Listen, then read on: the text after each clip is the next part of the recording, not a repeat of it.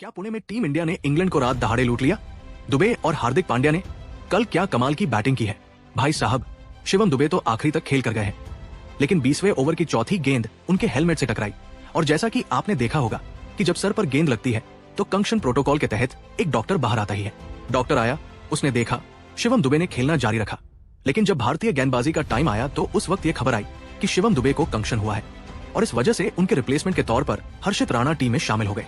Jos Buttler इस फैसले से नाराज दिखाई दिए। यहाँ पर थोड़ा सा आपको मैं नियम बता देता हूँ कि अगर क्रिकेट में आपके पैर में, घुटने में, हाथ में, पेट में, पीठ में चोट लग जाती है जिसकी वजह से आप नहीं खेल पाते तो आपकी जगह पर जो प्लेयर आएगा वो सिर्फ फील्डिंग करेगा। लेकिन अगर आपके सर पर चोट लगती है यानी कंक्शन होता है तो ऐसे केस में जो सब्स्टिट्यूट आता है वो बॉलिंग और बैटिंग करने के लिए एलिजिबल होता है। एक और बड़ा कंक्शन रूल ये है कि रिप्लेसमेंट हमेशा लाइक फॉर लाइक होगा, यानी जिस नेचर का खिलाड़ी कंक्शन की वजह से बाहर गया है अंदर भी वही आएगा। अब यहाँ पर दो कंट्रोवर्सी हुई है। पहला यह है कि अगर कंक्शन हो गया था तो शिवम दुबे ने बाकी की दो गेंद क्यों खेली? ये वाली कंट्रोवर्सी बकवास है, क्योंकि कंक्शन कई बार आपको देर से पता चलता है, ये ठीक उसी वक्त नहीं आता। यहाँ पर जबरदस्ती की कंट्रोवर्सी क्रिएट किया जाना ठीक नहीं है। लेकिन लाइक फॉर लाइक रिप्लेसमेंट वाली बात पर शिवम दुबे की जगह हर्षित राणा का आना मेरे गले से भी नीचे नहीं उतर रहा। अच्छा, ऐसा है ना कि इंटरनेशनल मत बोलना। हम सभी यहाँ पर इंडियन क्रिकेट टीम के फैन हैं, लेकिन आप खुद बताओ, शिवम दुबे जो कि एक बैटिंग ऑलराउंडर है, उनकी लाइक फॉर लाइक रिप्लेसमेंट हर्षित राणा कैसे हो गए? शिवम दुबे को आखिरी बार आपने कब 140 किलोमीटर प्रति घंटे की रफ्तार से गेंदबाजी करते देखा था? बताओ। वो छोड़ो, आखिरी बार आपने शिवम दुबे को गेंदबाजी करते कब देखा था? ये बताओ। हर्षित राणा एक प्रॉपर बॉलर है और वो हर्षदीप सिंह का रिप्लेसमेंट हो सकते थे, लेकिन ये तो देखो गड़बड़ बात है। टीम में कोई और नहीं होता तो मैं फिर भी मान लेता कि हर्षित राणा को बुला लिया गया, लेकिन शिवम दुबे का like for like replacement Ramandeep Singh team में मौजूद थे। इसके बावजूद गंभीर भैया खेल गए और इंग्लैंड को पेल गए।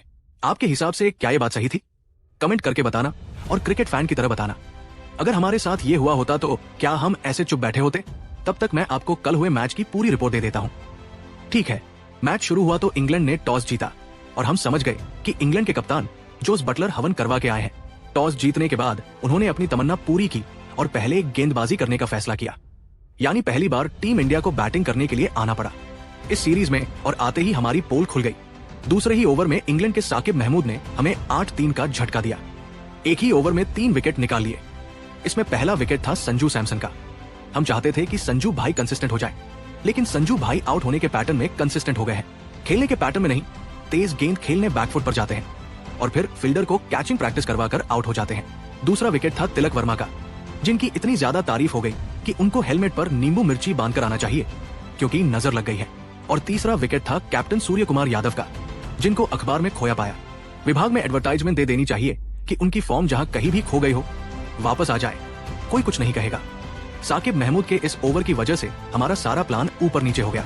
रिंकू सिन्हा और अभिषेक शर्मा ने थोड़ा संभालने की कोशिश की, लेकिन 10 ओवर के आसपास 80 रन बनाने तक हमारी आंधी टीम पवेलियन में पहुंच चुकी थी। लेकिन यहाँ से शुरू हुआ हार्दिक पांड्या शो। कुछ दिनों पहले सोशल मीडिया पर यह डिबेट चल रही थी कि इंडिया के लिए T20 में सबसे बड़ा प्लेयर कौन है। ऑप्शन दिया गया, सूर्य कुमार यादव, जसप्रीत बुमराह या हार्दिक पांड्या। मेरा क्लियर वोट हार्दिक पांड्या को था, क्योंकि वो दो काम एक साथ करते हैं और दो में से एक यानी बल्लेबाजी उन्होंने ऐसी कर डाली कि खड़े होकर सैल्यूट करने का मन किया। मुश्किल में पड़ी टीम इंडिया को उन्होंने शिवम दुबे के साथ मिलकर एकदम विनिंग पोजीशन में लाकर खड़ा कर दिया। दोनों के बीच 87 रन की पार्टनरशिप हो गई। मार मार के इंग्लैंड वालों की सुध बुध ले ली इन लोगों ने।